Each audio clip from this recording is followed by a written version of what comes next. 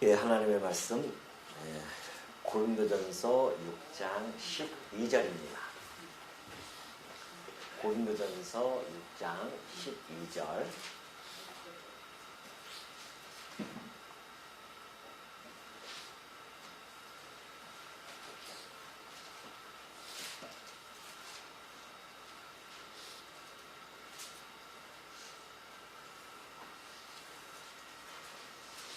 다 찾으신 줄 알고 봉독해 드립니다. 모든 것이 내게 가하나 다 유익한 것이 아니요 모든 것이 내게 가하나 내가 무엇에든지 얽매이지 아니하리라. 음식은 배를 위하여 있고 배는 음식을 위하여 있으나 하나님은 이것저것을 다 폐하하시리라. 몸은 음란을 위하여 있지 않고 오직 주를 위하여 있으며 주는 몸을 위하여 계시느니라. 하나님이 주를 다시 살리셨고 또한 그의 권능으로 우리를 다시 살리시리라. 너희 몸이 그리스도의 지체인 줄을 알지 못하느냐. 내가 그리스도의 지체를 가지고 창녀의 지체를 만들겠느냐. 결코 그럴 수 없느니라. 창녀와 합하는 자는 그와 한 몸인 줄을 알지 못하느냐. 일러스되 둘이 한 육체가 된다 하셨나니 주와 합하는 자는 한 영이니라. 음행을 피하라. 사람이 범하는 죄마다 몸 밖에 있거니와 음행하는 자는 자기 몸에 죄를 범하느니라.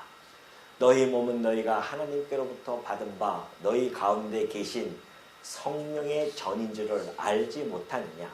너희는 너희 자신의 것이 아니라 값으로 산 것이 되었으니 그런즉 너희 몸으로 하나님께 영광을 돌리라. 20절까지 봉독해 드렸습니다. 우리 지난 시간에 살펴보았듯이 성도는 세상과 천사를 판단할 그러한 고귀한 신분의 소유자임을 바울은 밝혀주고요. 그러한 자들이 교회 내의 사소한 일들을 가지고 세상의 법정에 내놓는다고 하는 것은 참으로 좀 부끄러운 일이 아닐 수 없다라고 바울은 그들에게 책망을 해주고 있었습니다. 그러면서 성도는 예수 그리스도 안에서 씻음과 거룩함과 의롭다 하심을 받은 자들입니다. 과거에 불의한 가운데 있던 우리들이었지만은 이제는 그리스도 안에서 우리는 새로운 피조물이 되어졌다는 것이죠. 그렇다고 한다면 옛 구습을 벗어버리고 새로운 피조물로서의 그러한 삶을 살아가는 것은 마땅함을 바울은 11절까지 통하여서 권면해 주었습니다.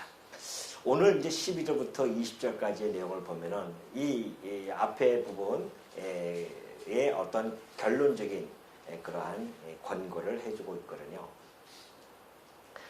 지금 우리가 바울이 이 고린도 성도들에게 계속해서 주지시키는 한 가지 내용은 이제 음행에 대한 이야기입니다.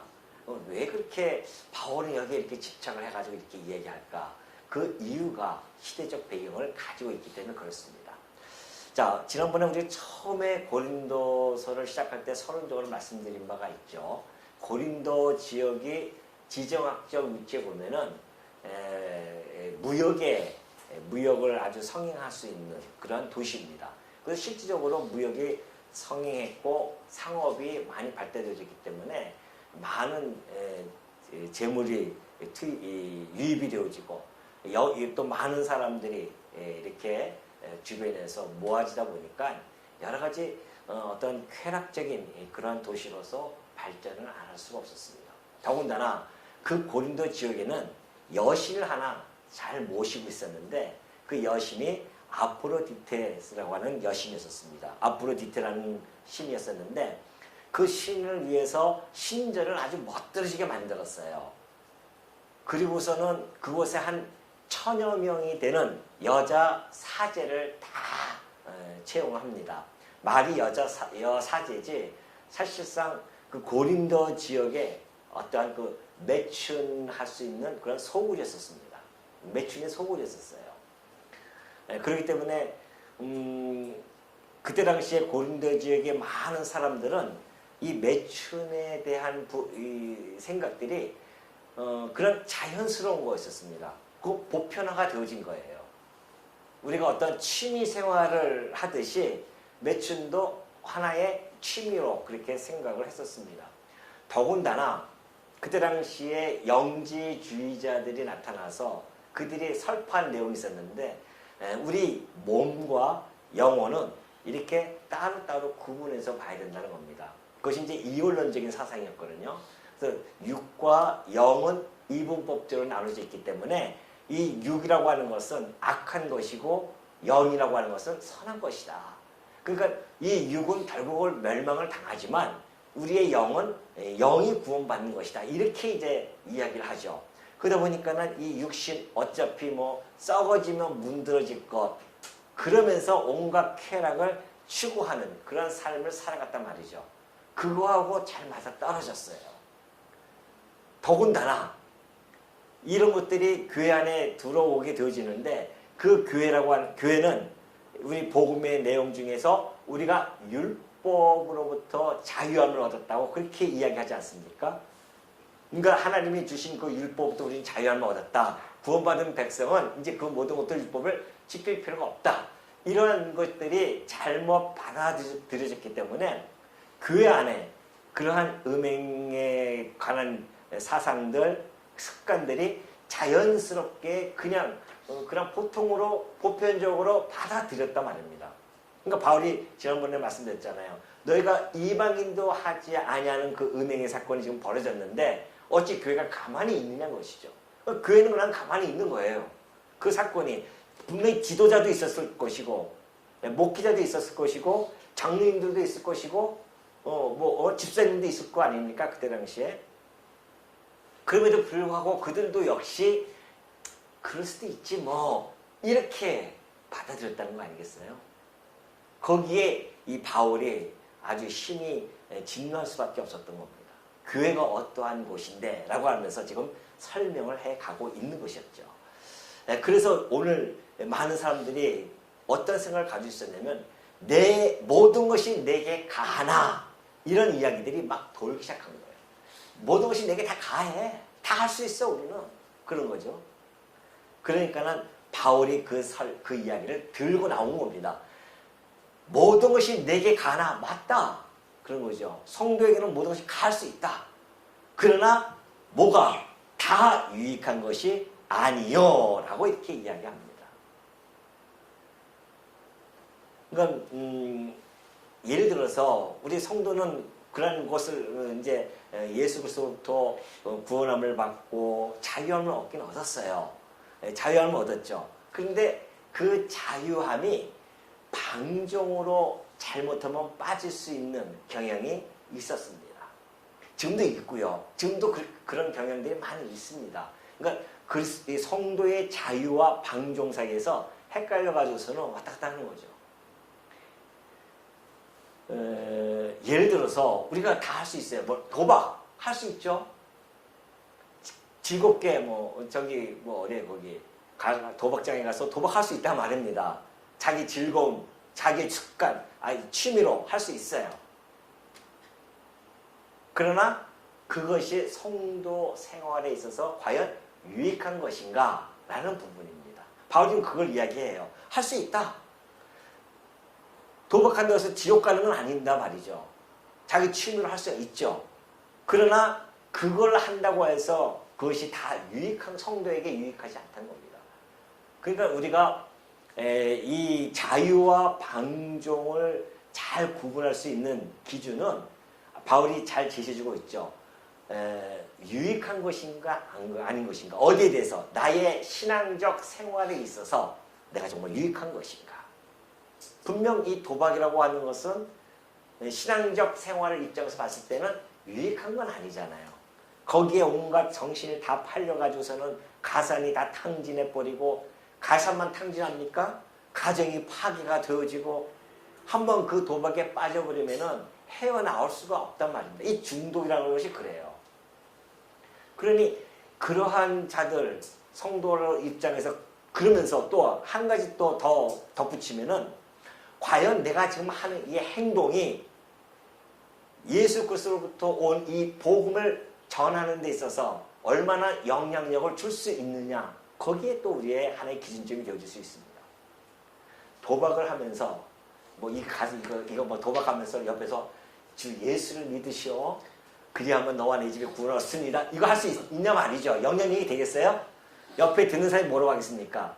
니나 잘해 하면서 이거 할 거 아니에요? 그러니까 우리가 뚜렷하게 알 수가 있는 겁니다. 방종인지 이게 자유인지.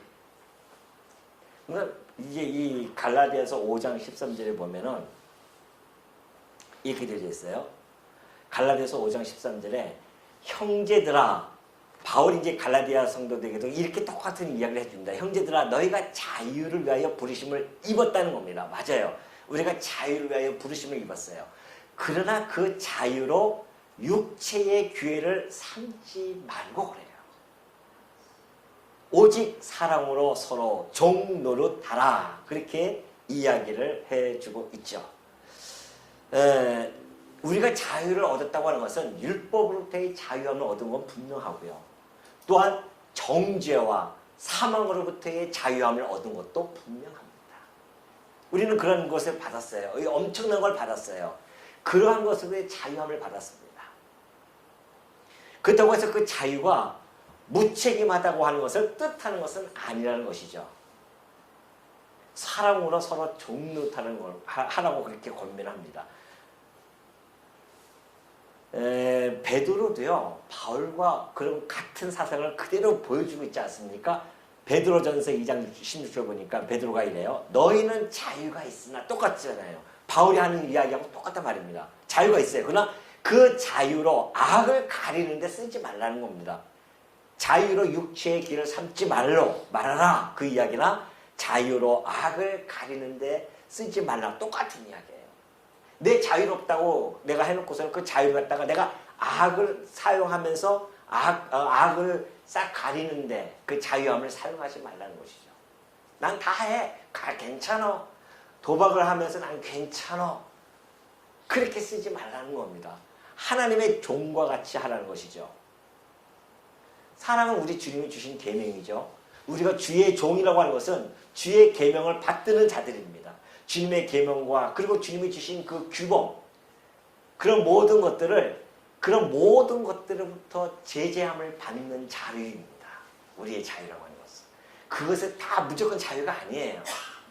그리스도의 종, 사랑으로 저로 종노릇하는 자유함이라는 것이죠.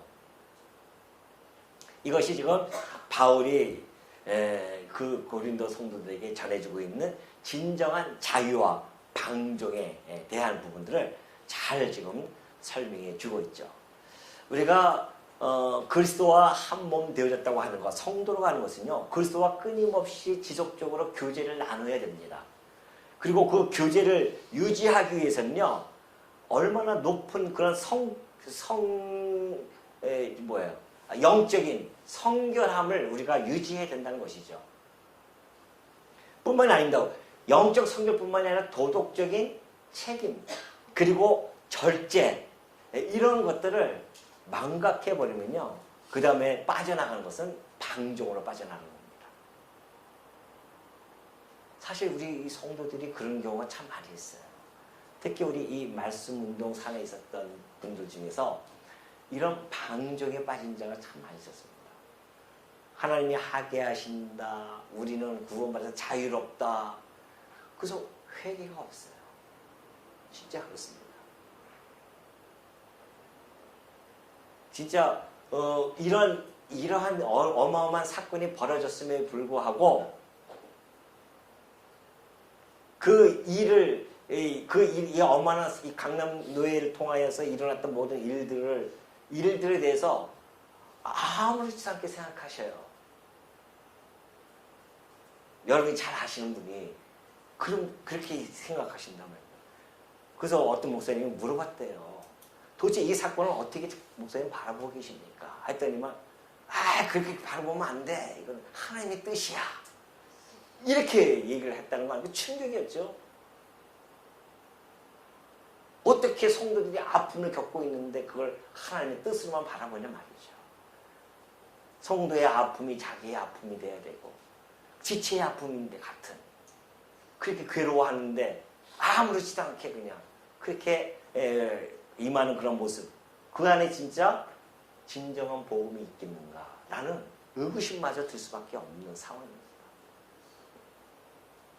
그래서 우리가 정신 바짝 차야 됩니다. 다시 한번 우리가 이 말씀 앞에 돌아와야 돼요.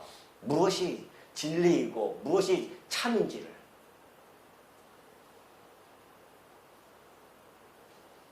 지금 이런 자유함을 누리고 있다니까. 잘못 성경을 알아가지고서는 아직 방종에 빠져요. 그리고 많은 사람들이 그런 소식을 들으면요, 아직 가관이 아니에요.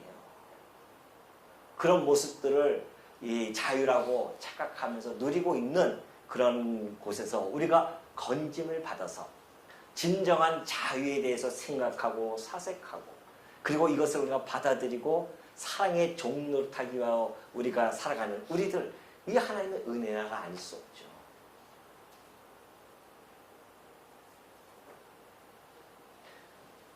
성도는 범죄할 자유가 주어진 것이 아닙니다.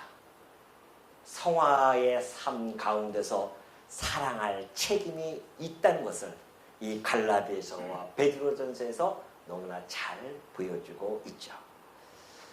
그러면서 바울이 이제 12절 계속 후반절에 이르죠. 모든 것이 내게 가하나, 맞다. 모든 것이 내게 가다. 그러나 내가 무엇이든지 얽매이지 아니한다는 겁니다. 다시 말해서 바울은 모든 일을 행할 자유함과 권한이 있다는 겁니다. 자기를 가지고 있다는 겁니다. 그렇다고 해서 그것들에게 종속되지는 않겠다는 겁니다. 종속되는 건 아니라는 거죠, 우리가. 도박을 할 자유함이 있지만 그 도박에 종속되어지지는 않겠다는 겁니다. 이것이 진정한 성도의 모습이죠. 이것이 복음 안에서 우뚝 선 그러한 자의 모습이 아닐 수 없습니다. 그러니까 우리가 자칫하면 구습에 쫓아가요. 우리가 자유함을 얻었다고 하는 것은 그 구습으로부터 종속되어지지 아니하는 자유함을 우리는 이야기하는 겁니다. 그걸 얘기할 수 있어야 돼요. 우리가 이 구습이라고 하는 것은 습관이거든요. 그래서 중독이 되어져서 그 과거에 내가 예수를 안 믿기 전에 여러 가지 중독되어진 일들이 참 많이 있단 말입니다. 그러나 그 중독되어진 것에 우리가 종속되어져서 살아가는 자들이 아니에요. 이제는 그리스도 안에 있는 자들은 자유롭게 그걸 다 버려버릴 수 있는, 분토처럼 버릴 수 있는 그런 자유함을 누리는 자들입니다. 여전히 거기에 종속되어져서 그걸 하지 안 하면 안 되는 진짜 막 이 손을 자르고 싶어 하는 그럼에도 불구하고 갈 수밖에 없는 그 하나의 종속되어진 거 아닙니까? 종로타는 거죠, 거기에. 그러나 그리스도인들은 그것조차도 과감하게 버릴 수 있는 그것이 바로 그리스도 안에서의 참 자유임을 바울은 12절에서 우리들에게 전달해주고 있어요. 우리뿐만이 아니라 그때 당시 성도들에게 1차 독자인 우리 고린도 성도들에게 지금 전해주고 있는 겁니다. 그러면서 13절에 보면 그래요. 음식은 배를 위하여 있고 배는 음식을 위하여 있으나 하나님은 이것저것을 다 패하시리라. 자, 이 고린도 성도들이 생각하는 생각의 입장은 뭐였냐면요. 자, 음식을 먹는 것은 우리가 인간의 생존 본능이에요. 그죠? 살기 위해서 먹습니다. 식욕을 하나님께서 주셨어요. 그래서 식욕이 없으면 인간은 죽기 때문에 하나님께서 우리를 생존할 수 있도록 식욕을 주십니다. 그리고 하나님께서 생육하고 번성하라 했기 때문에 생육 번성하는 것은 종족을 보존하는 거 아닙니까? 그 종족 보존을 위해서는 성욕도 하나님이 주시는 겁니다.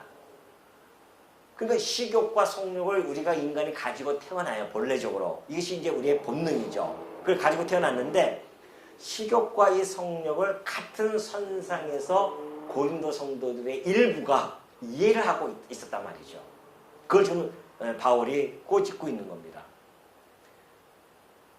음식은 배를 위하여 있고 배는 음식을 위하여 있으나, 다시 그들이 주장들이 이야기하면 몸은 음란을 위하여 있고 음란은 몸을 위하여 있다.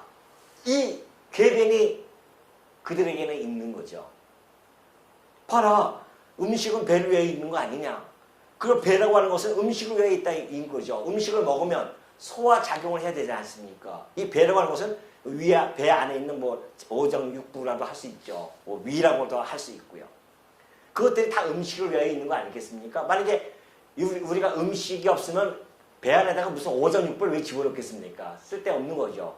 음식이 들어가야 모든 오정육부가 움직여 나가면서 거기서 다 에너지를 갖다가 발생할 수 있도록 그렇게 다 영양소를 끄집어내고 하는 것이 오정육부의 육보의 그 하는 일인데, 그 얘기예요. 지금 음식은 배를 위하여 있고 배는 음식을 위하여 있어요. 당연하죠. 그러나 하나님은 이것저것을 다 폐하시라 그럽니다. 다시 말해서 우리가 마지막 이 종말이 되어지면 음식 먹고 이런 배 소화시키고 이런 필요가 없는 겁니다. 아니, 지옥에 가가지고서는 뜨거운 불덩어리에 있으면서 라면을 먹으면서 있겠어요? 뭘 먹으면서 있겠습니까? 오장육부간에 그런 소화작용 필요 없습니다. 그냥. 우리가 부활체로 돼가지고서는 소화를 시켜야 되겠냐 말이죠. 그런 몸으로 다시 태어나면 참 서글픈 거 아니겠어요? 아프지도 않고 쇠하지도 아니하는 썩지도 아니할 몸으로 우리는 다시 태어날 것인데, 부활체로 우리는 다시 바뀔 것인데, 그럴 때는 우리의 이 음식이라든가 우리 이 소화작용 다 필요 없습니다. 다 폐한다는 거예요. 이것저것 다 하나님께서 다 폐하실 것이다, 때가 되면. 그러나 몸은 다르다는 겁니다. 몸은 음란을 위하여 있지 않고, 너희들이 주장하는 것처럼 음란은 몸을 위하여 있고 몸은 음란을 위하여 있다, 이런 주장은 잘못된 거라는 것이죠. 몸은 음란을 위하여 있지 않고 오직 주를 위하여 있으며 주는 몸을 위하여 계시느니라, 그런 것이죠. 먹는 것들은 다 패하겠지만 우리의 몸은요 영원히 존재할 것입니다. 이 몸이 물론 이것이 이 몸대로 존재하는 건 아니에요. 안 믿는 사람들은 사망의 부활이 되어진다고 했고요. 성경에 보면 우리는 생명의 부활이에요. 그러니까 부활체로 바뀌어요. 그러나 이 몸 자체가 썩어졌지만 하나님께서는 그 몸을 통하여서 새로운 부활체로 만들어 주십니다. 이 몸을 가지고. 그게 하나님의 능력이죠. 그걸 지금 바울이 설명해 주고 있습니다. 그러면서 우리의 이 몸이라고 하는 것은 성도들의 음식 규례에 상관이 없어요. 상관이 없습니다. 이제는 관계없어요. 그러나 그래서 우리가 아무거나 다 먹을 수 있죠. 음식을 충족시킬 수 있어요. 그러나 그것이 정당하다고 해서 자유로이 성령을 충족시키는 일도 정당하다는 것은 아니다는 것을 바울이 밝혀주고 있는 것이죠. 우리의 몸은 그러면 무슨 몸인가? 오직 주를 위하여 있으며 우리 몸은 또 주는 몸을 위하여 계십니다. 이게 성도에 대해서 한정돼서 좀 설명을 해주고 있습니다. 주는 우리를 위하여 있습니다. 자, 머리 대신 우리 그리스도, 우리 주님이세요. 그리고 우리는 그의 지체, 몸이라고 했습니다. 이게 교회예요. 주는 우리를 위해서 온 거예요, 이 땅에. 우리가 아니면 올 필요가 없죠. 예수님 뭐하러 오시겠습니까? 하나님의 아들이 이 성육신에서 뭐하러 이 땅에 오시겠어요? 당신의 교회를 위해 이 땅에 오신단 말입니다. 주를 위하여, 교회를 위하여 예수님이 오시고, 우리는 우리 주님을 위하여 우리가 존재하는 거란 말이죠.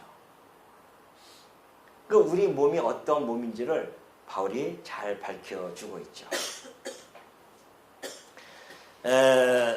13절 후반절을 보면 그러죠. 몸은 음란을 위하여 있지 않고 오직 주를 위하여 있으며 주는 몸을 위하여 계시느니라, 그러죠. 하나님이 이 이야기입니다, 지금. 그러면서 하나님이 주를 다시 살리셨고 또한 그의 권능으로 우리를 다시 살리시리라. 너희 몸이 그리스도의 지체인 줄 알지 못하느냐? 내가 그리스도의 지체를 가지고 창녀의 지체를 만들겠느냐? 결코 그럴 수 없느니라. 그렇게 이야기죠. 우리가 방종할 수 없는 이유를 14절과 15절에서 잘 살펴주고 있습니다. 성도는 그리스도와 연합된 지체입니다. 그래서 한 영을 소유했을 뿐만이 아니라 한 몸이에요. 이렇게 한 몸이란 말입니다. 그래서 우리는 더군다나 부활체의 몸을 가지고 있어요.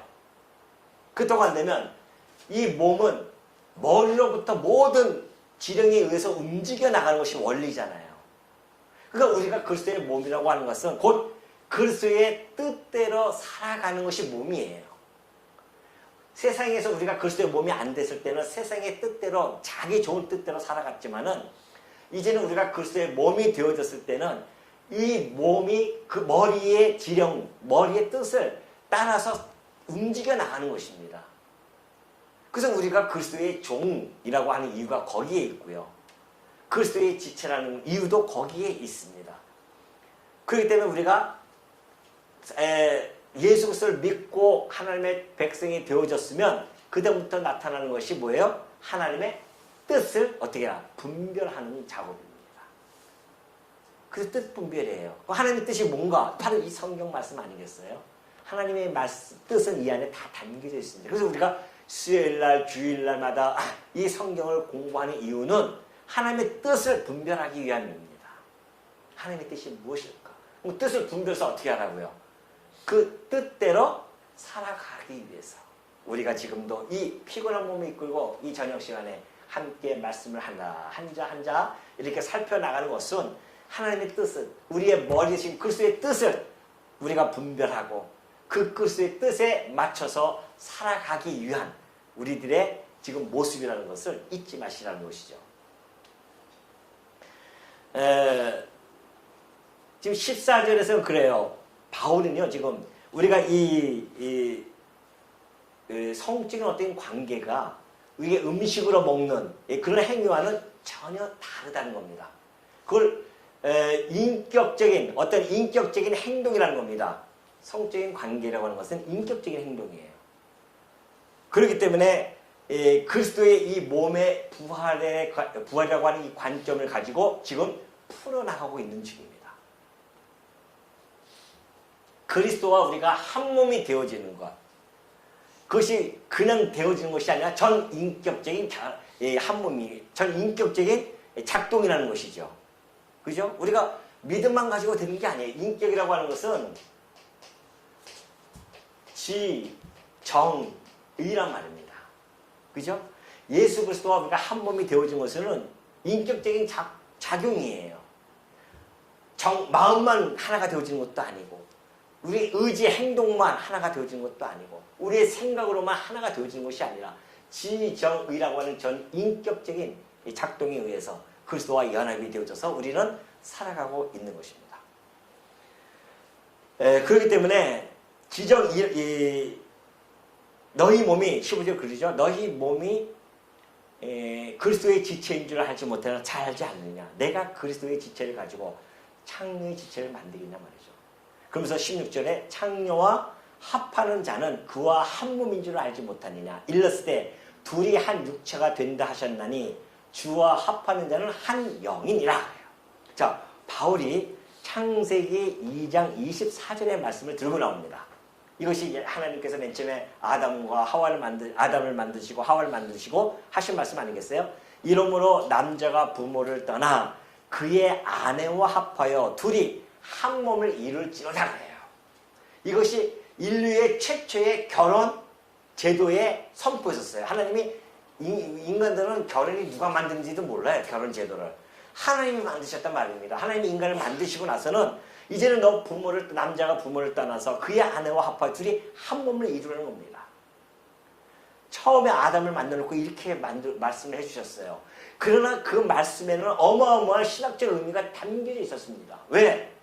이것은 장차 아버지이신 하나님을 떠나서 이 땅에 내려와서 이 교회, 신부인 그리스도의 아내가 되어질 교회와 합하여 둘이 한 몸을 이룰 것에 대한 예표적인 사건이었단 말입니다. 그 모형적인 것이에요. 그러니까 이 사건을 통해서 하나님께서는 장차 당신의 아들을 다 아버지이신 하나님으로부터 떠나서 이 땅에 보내가지고서는 이 교회, 이 아내를, 이 신부를 맞이해가지고서는 한 몸을 이룰 것을 이때로부터 이미 약속을 해줬고 예언해 준 내용입니다. 근데 정말 2000년 전에 예수님이 오셔서 우리 교회를 갖다가 당신의 신부로 삼아뒀어요. 당신의 신부를 얼마나 사랑하는지 신랑이 십자가에서 신부를 위해서 죽고 그 피값으로 사요. 그래가지고서는 당신의 지체로 만드셨습니다. 한 몸을 이룬 겁니다. 그래서 우리 성도는 그리스도와 한 몸을 이루게 되어졌다. 그걸 좀 설명해 주고 있죠. 그런데 어떻게 네가 둘이 합하여 한 육체가 된다 했는데 주와 합하는 자는 한 영이 되어졌습니다. 그리스도와 함께 한 영이 이제 되어진 거죠. 한 몸이라는 뜻을 잘 설명해 주고 있습니다. 그런데 만약에 너희들이 창녀와 합한동한다면 그 육체적인 결합을 통해서 창녀와 같은 그런 음란한 그러한 몸으로 만드는 것입니다. 생각해 보십시오. 이 그리스도와 인격적인 이 연합이라고 하는 것은 지라고 하는 것은 같은 생각이에요. 같은 생각을 가져야 됩니다. 그리스도와 한 몸이 되어졌다고 하는 것은 같은 생각을 가져야 됩니다. 그리고 같은 마음을 가져야 돼요. 같은 행동을 취하는 겁니다. 이것이 한 몸 되어졌다는 이야기입니다. 그러면 우리가 같은 생각, 그리스도와 같은 생각은 뭡니까? 그리스도께서는 오로지 누구의 생각만 했습니까? 무슨 뜻만 생각했습니까? 아버지 하나님의 뜻만 생각했다는 분이었어요. 그분은 아들이기 때문에 아버지의 뜻만 생각했어요. 그러면 우리가 그와 한 몸이 됐다고 한다면 아버지의 뜻만 우리도 생각을 하면서 살아야 된단 말입니다. 예수님이 이 땅에 오셔서 하늘에 계신 분이 이 땅에 오셨는데 무슨 마음 가지고 오셨냐면 겸손한 마음을 가지고 오셨단 말입니다. 겸손한 마음이에요. 그러면 우리가 그리스도와 한 몸이 되어졌다고 하는 것은 인격적으로 우리도 어떠한 겸손한 마음을 갖는 것입니다. 예수님께서 오셔서 정말 사랑과 사랑의 행동을 보여줬어요. 희생 보여줬단 말입니다. 직접 오셔가지고서는 사랑의 행동을 어떻게 보여줬습니까? 십자가에서 죽으셨어요. 나 대신. 그리고 희생을 했단 말입니다. 이런 행동을 그리스도와 연합되어진 자는 나타내는 겁니다. 그렇기 때문에 우리가 이러한 그리스도와 신비적인 이 연합을 이뤘다고 하는 것은 모든 삶의 영역에서 이렇게 그리스도의 거룩한 인격을 닮아가는 것, 이것이 바로 성도입니다. 그리스도와 합한 자의 모습이에요. 그런데 이러해야 할 자가, 이렇게 살아야 할 자가 그 아포로디테 그 신전의 사제들하고 매춘을 하면서 자연스럽게 그렇게 가능하겠냐 말이죠. 몰라서 그렇지. 이걸 알면은 이 원리를 안다고 한다면 어떻게 그런 일을 행할 수 있겠냐 말이죠. 바울이 지금 그걸 그들에게 정확하게 주지시켜주고 있는 겁니다. 원리가 그렇다. 창녀와 합하는 자는 그와 한 몸인 줄 알지 못하느냐. 그러니 주와 합하는 자는 한 영이다. 그러니 주와 합했다고 한다면 이러한 삶을, 거룩한 삶을 우리가 살아가야 되지 않겠느냐. 그런 거죠. 그러면서 음행을 피하라. 18절. 사람이 범하는 죄마다 몸 밖에 있거니와 음행하는 자는 자기 몸에 죄를 범하느니라. 그 이야기예요. 물론 다른 죄를 범할 수 있죠. 그러나 이 음행이라고 하는 죄는 전 인격적인 그러한 것을 훼손당했기 때문에 바울이 이렇게 설명한 겁니다. 자기 몸에 죄를 범하는 것이다. 그런 이야기죠. 에베소서 4장 13절 여기 보면요. 우리가 다 하나님의 아들을 믿는 것과 아는 일에 하나가 되어 온전한 사람을 이루어 그리스도의 장성한 분량이 충만한 데까지 이르니 그렇게 되어져 있어요. 하나님의 아들을 아는 것과 믿는 것이 하나가 되어졌어요. 이 사람도 그렇고 이 손도 그렇고 발도 그렇고 이 몸, 이 모든 지체가 이 아들을 아는 것과 믿는 것이 하나가 되어졌습니다. 그래서 그리스도의 머리 대신 그리스도와 지체가 하나가 다 되어지니까 온전한 사람이 되어진 겁니다. 만약에 머리가 없으면 온전한 사람이겠어요? 이 사람의 아는 것과 이 사람의 아는 것이 틀리면 온전한 사람이 되어질 수 없는 겁니다. 그러니까 교회라고 하는 것은 예수 그리스도를 아는 자들의 모임이기 때문에 온전한 사람이 되어지죠. 그래서 그리스도의 분량까지 점점 자라나는 겁니다. 그리스도의 지혜가 점점 자라나는 것이죠. 뭘 통해서? 우리의 전 인격을 통해서. 우리의 성도는 바로 그러한 몸을 가지고 그렇게 그 그리스도와 예수를 믿는다고 하는 것은 그런 원리 속에서 우리가 살아가는 존재들이라는 것입니다. 그런데 그 고린도 교회, 고린도 타락되어진 그 사람들의 그 세상에서 멸망당할 자들이 행하는 그 행동을 아무렇지도 않게 행하고 교회 안에서 행했는데도 불구하고 그걸 그냥 보편적인 생각이라고 해서 그걸 받아들인다? 바울이 가만히 놔두겠냐 말이죠. 그러니까 이 긴 이야기를 계속 주지시키는 겁니다. 아니다. 너희가 몰라서 그러는데 우리가 바로 이런 자들이야. 그리스도와 연합되어지는 것이 이런 뜻이야. 창기와 연합되어지면 네가 창기 몸 되는 거야. 원리가 똑같잖아요. 그걸 지금 설명해 주고 있는 거죠. 그러면서 너희 몸은 19절 너희 몸은 너희가 하나님께로부터 받은 바 너희 가운데 계신 성령의 전인 줄을 알지 못하느냐. 너희는 너희 자신의 것이 아니라 값으로 산 것이 되었으니 그런지 너희 몸으로 하나님께 영광을 돌리라.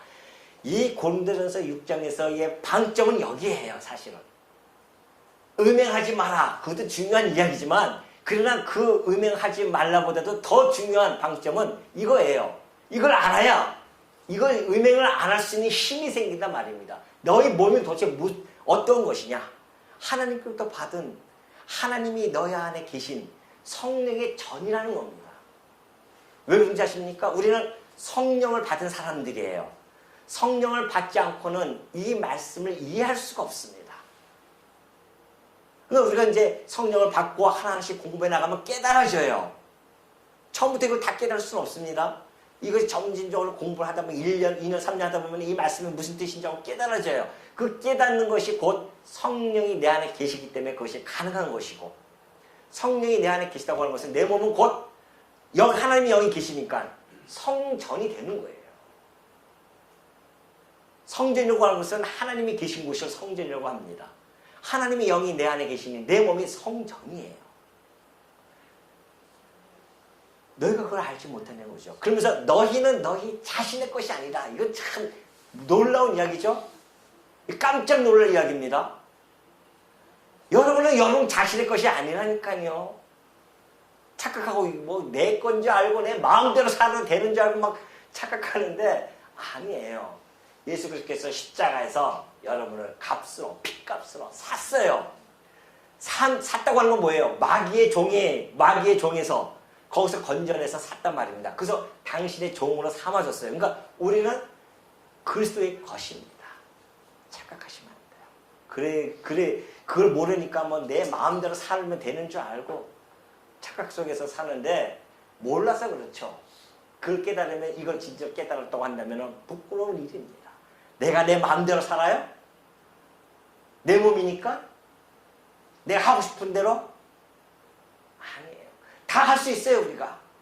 그러나 유익한 것은 아니고 다 할 수 있으나 우리가 다 거기에 얽매이지 않는 자들이다. 우리는 우리의 것이 아니라 하나님의 것입니다. 다 값으로 샀어요. 그러니 너희 몸으로 하나님께 영광을 돌리라는 것입니다. 여러분 우리 안에 성령이 계시는데 성령도 인격적인 것이기 때문에 근심하신단 말입니다. 그러니까 우리가 이 성전, 이 몸을 가지고 만약에 그 매춘을 해서 거기 그 고린도교회 성도들입니다. 강화조선을 매춘했다? 그러면 신성모독이 되어지는 겁니다. 지금 그걸 설명해 주고 있는 거죠. 신성모독이다. 성령을 근심하게 해보십시오. 우리 마음 좋을 것 같아요? 아니에요. 우리 마음도 편치 않습니다. 몸도 편치 않고요. 답답해지고 슬퍼지고 우울해질 수밖에 없어요. 성령을 근심하게 하면. 그러나 성령이 충만해지면 얼마나 기쁘고 즐겁고 행복한지 몰라요. 그러니까 바울이 마지막에 그러잖아요. 너희는 그런즉 너희 몸으로 하나님께 뭘 하라? 영광을 돌리라. 어떻게 영광을 돌려야 할까요? 로마서 6장 13절에서 잘 설명해주고 있어요. 또한 너희 지체를 불의의 무기로 죄에게 내주지 말고 우리 몸을 지체를 불의의 무기로서 죄에게 내주지 말라는 겁니다. 오직 너희 자신을 죽은 자 가운데서 다시 살아난 자 같이 하나님께 드리며 너희 지체를 의의 무기로 하나님께 드리라. 우리 주님이 죽었다가 부활하심으로 말미암아 하나님께 드렸던 것처럼 우리도 죽었다가 다시 살아날 것인데 우리가 하나님께 우리의 몸을 드리는 겁니다. 뭘로요? 우리 지체를 의의 무기로 그렇게 하나님께 드리는 겁니다. 불의의 병기로 사용되어질 것인가? 의의 무기로 하나님께 드릴 것인가? 이것이 바로 성도가 깊게 고민해야 합니다. 여러분, 우리가 아무 생각 없이 불의의 막 도구로 사용할 때가 참 많이 있습니다. 막 거침없이 세상을 살아갈 때가 있어요. 성도는 그렇게 세상을 향해서 거침없이 막 살아가는 것이 아닙니다. 늘 삼가하며 조심하며 철저하며 어떤 것이 다 가할 수 있지만은 이것이 내 신앙생활에 유익한 것인지, 하나님의 이 복음을 전달하는 데 있어서 어떤 영향력을 행사할 수 있을지, 이 내가 한 행동이 그것을 생각하면서 살아가는 것, 이것이 성도의 모습이라는 것. 하나님이 그것을 통해서 우리에게 주신 이 자유라고 하는 것은 하나님의 의와 진리와 그리고 이 선에 대해서 제한을 받는 것입니다. 거기서부터 뭐 자유함이 아니에요. 하나님의 의와 진리와 선함에 우리는 제한을 받으면서 살아가는 것이 진정한 자유라는 것을 여러분 마음속에 꼭 간직하시고, 불의의 병기가 아닌 의의 병기로서 정말 하나님의 것, 성전인 줄 기억하시고 하나님의 그리스도의 이 거룩한 인격을 하나하나 닮아가는 우리 주의 종들이 되어주시기를 당부드리겠습니다.